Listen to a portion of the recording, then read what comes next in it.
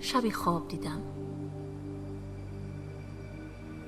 دیدم که با حضور خداوند در کنار ساحل قدم میزنم و در تاریکی های آسمان صحنه هایی از زندگی من همچون فیلمی به نمایش در آمده است.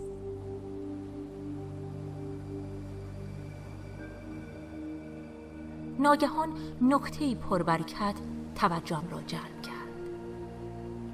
در نمایش هر صحنه از داستان زندگیم پس از عبور از مسائل مختلف 2 رد پا روی ماسه های ساحل دیده می شد.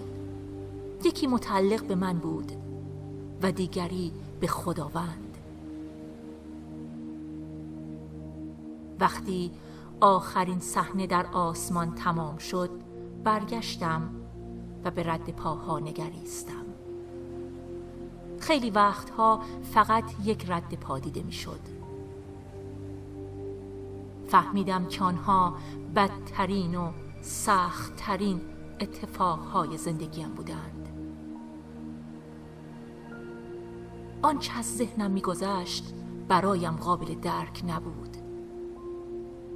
پس از خدا پرسیدم: خداوندا، تو گفتی از زمانی که تصمیم بگیری تا مرا پیروی کنی همیشه همراهت خواهم بود، اما من متوجه شدم که در طول تلخ‌ترین اتفاقات زندگیم، در سختی‌ها، در تنگی‌ها و در آزمایش‌ها فقط یک رد پا هست. نمی‌فهمم چرا در مواقعی که بیشتر به تو احتیاج داشتم باید مرا ترک می‌کردی. خداوند پاسخ داد: فرزند عزیزم، من تو را عاشقانه دوست دارم و هرگز در مواقع سخت تو را تنها نمی‌گذارم.